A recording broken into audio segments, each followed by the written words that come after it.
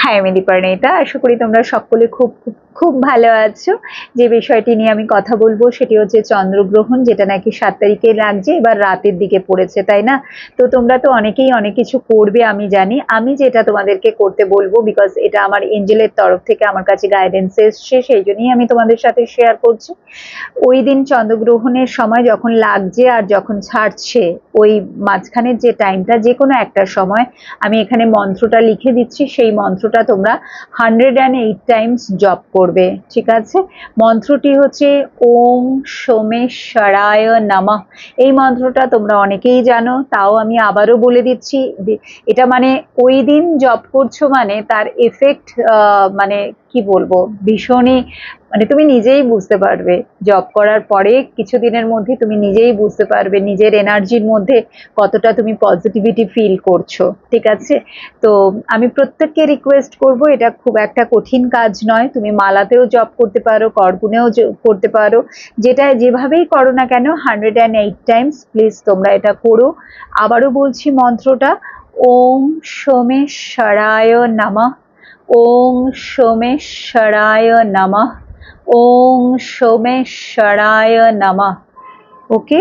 তো এটা যখন তুমি স্টার্ট করছো, তার আগে কি করবে? তার আগে যেটা সবার প্রথমেই করবে সেটা হচ্ছে ভালো করে হাত পা ধুয়ে নেবে।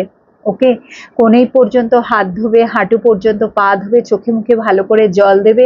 তারপরে একদম শুদ্ধ বস্ত্র, মানে পরিষ্কার জামা কাপড় পরে বিছানায় বসেই তুমি এটা করতে পারো। বিছানায় একদম ব্যাক স্ট্রেট করে বসবে, একদম সোজা হয়ে মেরুদণ্ড সোজা করে বসবে, এবং তারপরে ডিপ ব্রিথ করবে, ইনহেলিং এবং এক্সহেলিং। ইনহেল যখন করবে একদম নাভি থেকে শ্বাসটাকে তুলবে, এক্সহেল করার সময় মুখ দিয়ে, মানে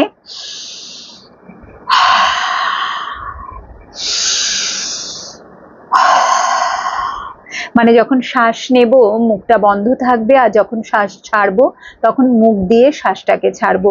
তো এইভাবে 4 to 5 টাইমস আগে ডিপ ব্রিথ করে নেবে, তারপরে মন্ত্রটি জপ করবে, ঠিক আছে? আর নেক্সট ডেতে যেটা তুমি করতে পারো, যদি এটাও করতে পারো তাহলেও ভীষণ ভালো ফল তুমি পাবে। সেটা হচ্ছে যে কোনো রূপোর পাত্রে বা পেতলের পাত্রে, মানে ছোট একটা বাটি, রূপোর বাটি বা পেতলের কোনো বাটি যদি তোমার বাড়িতে থেকে থাকে বা কিনেও নিতে পারো, তো সেটার মধ্যে অল্প একটু দুধ আর গঙ্গার জল, আবারও বলছি অল্প একটু দুধ আর গঙ্গা জল মিক্স করে সেটাকে কোনো ফ্লোয়িং ওয়াটারে দিয়ে দেবে, ঠিক আছে?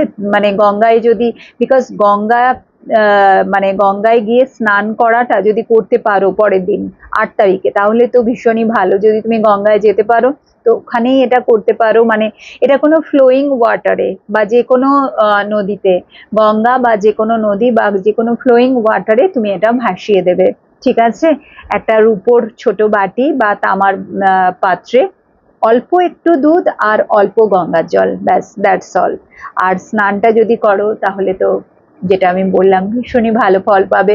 তো প্লিজ আমি প্রত্যেককে রিকোয়েস্ট করব, বিকজ আমরা মানে আমার কাছে যে জিনিসটা হয়, যে হোয়াটসঅ্যাপে প্রচুর তোমাদের মেসেজেস আসে, যেটা নাকি প্রতিদিন মানে কিছু না কিছু হচ্ছেই, তাই না? তোমাদের জীবনে কিছু না কিছু তোমরা ফেস করেই চলেছো, মানে সমস্যার তো শেষ নেই, প্রচুর সমস্যা যেটা নাকি ম্যাক্সিমাম কেন, পুরোটাই পাস্ট লাইফ থেকে ক্যারি ফরওয়ার্ড হয়ে এসছে।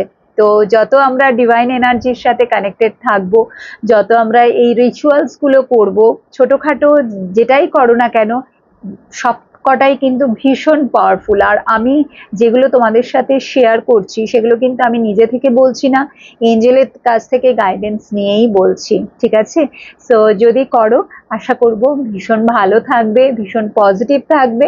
Thank you so much, thank you.